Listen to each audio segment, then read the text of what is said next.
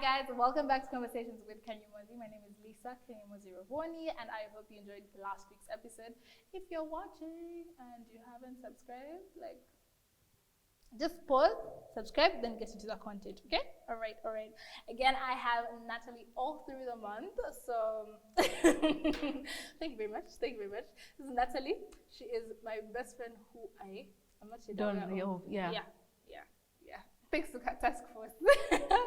And so one of the things me and Natalie really connected on is what we're going to talk about, which is validation around parental validation around academic excellence. Yeah. So both of us are overachievers. Literally, I only knew Natalie for the longest time because of her awards. Then I happened to sleep over at her house, and first of all, if there's a child who they love, it's Natalie. Like the house is her gallery. It's not about anything else. Period. So what is your relationship with school and school achievements? My school achievements. Yeah. Well, I don't think. Well, she was in every group. She wants to be modest. Well, can you rephrase? Okay. So what is school? How is that for you when it comes to joining clubs, being part of things, award day, like that type of thing? Okay, school, I became strongly academic towards the end of school, like year 11 and IB and all that, yeah. After that, when all was said and done, when your parents could actually know that my kid is sharp, my kid isn't.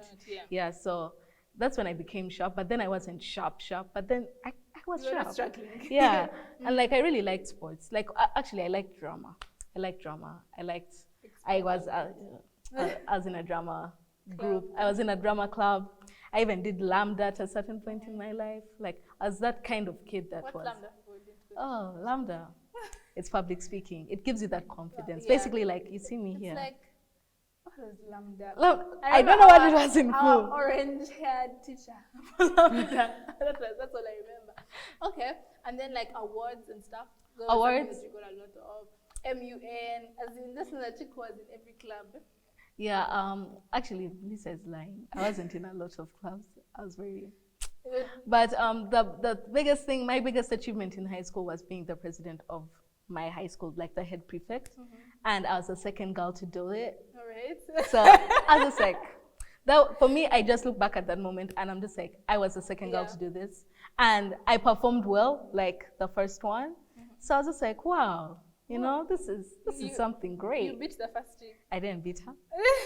It was unfortunate but true, but I did well. Okay, so then my relationship with school is I'd always been good at school for the entirety of my life, from preschool to getting student of the week when I was in year 2, year 3.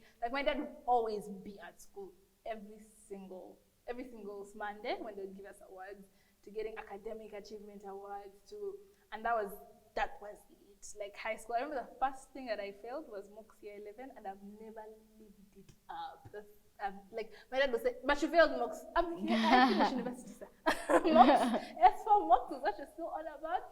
And I think we're having this conversation privately and just seeing how a lot of our parents need for us to pass, especially our fathers, need for us to pass, made us only value ourselves or feel seen when we achieved. Because if I ask for something when I've not done well in school, you wouldn't get it. Yeah. But even if you ask for the world and you've done well at school, we're doing purchase. Who do I pay to?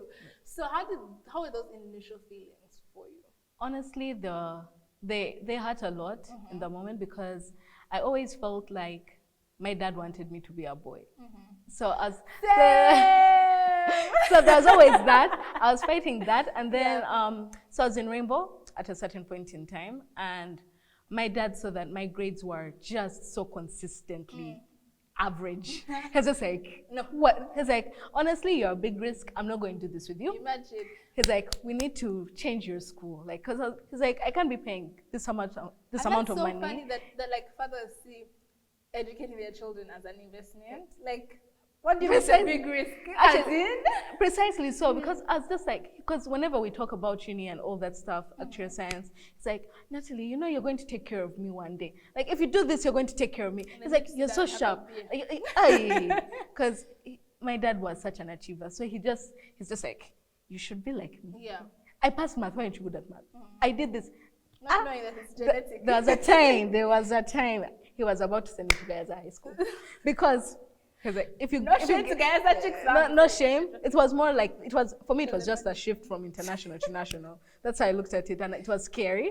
So he was just like, if I see a C or 2, that's out of here. Yeah. This is privilege. Gaza, you gotta go. You gotta go. How were you rewarded? What was reward? What did that look like to you? Oh, guys. Whatever you want. Whatever my heart. I got a phone. Actually, yeah. There's a day I talked to him about my future, and he was so shocked. He was like, "Yeah, this is a good thing." Yeah. Like, then I told him, "Oh, I want an iPhone 10, an iPhone XR." Then he's like, "Okay, don't worry. I got you. I got you. I'll send it." Yeah. Yeah, as long as you perform well. That was his condition. Just perform well. Get a first class, and then I don't have it.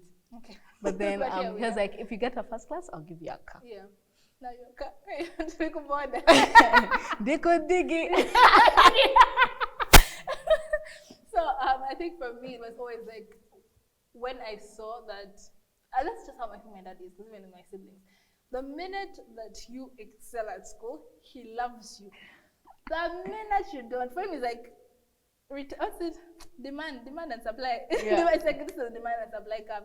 If you do what I want you to do, you get what you want. Like, I would never lack, but then also I feel like as an individual now pouring into the next question, as an individual, it makes me feel like if I'm not working, if I'm not active, if I'm not achieving, if you can't see progress, then I'm not deserving of, like, I'm not deserving of softness, I'm not deserving of love, I'm not deserving of things. Like, if I sleep, I'm like, then what's your value? If I'm not at work, what's your value? If you're not, like, so that has, I still see it in myself. I'm trying to unlearn it, but all the time it's like, okay, next. I'm never at a point where I want to say, oh, you've achieved this. Sit down and bask in it and enjoy it. We can do next week. Yeah. You know, or tomorrow or next year. It's always like now. Higher target. What's the next thing? Higher target. How do you feel that way your dad raised you, or parental validation in relation to academics has impacted your life now? Well, I feel like the pressure to always do well made me burn out. Because now you see, I don't know if but like, actual science is math. I hated math, and I failed to 1 or 2 units. And like, when that happened, didn't fail because the level of degree you're getting is what some people call passing, but because again, our heads are tuned to always getting that top of the top. Yeah. That's when we feel like there's a big issue. Like now, you feel like it's less than. Exactly. Yeah, but back to your answer. Yeah, like I just feel like the pressure just made me chill. Like right now, I look at myself, I have no zeal. Like that's it. I'm just like now I've given you your degree. Take it. You have it. Now I'm just like thinking about myself. I'm just like, is this really what I wanted to do? Yeah. Because I look at myself and I'm just like, honestly, you can do it. I don't even know who the Ministry of Finance is, and I really want to be in finance and all that stuff in my head, but I feel like that's not what I want to do. So I'm just existing. So you didn't have time to like explore yourself because your parents had, in this case your dad, had a set out plan for what Natalie is doing this, follow and through.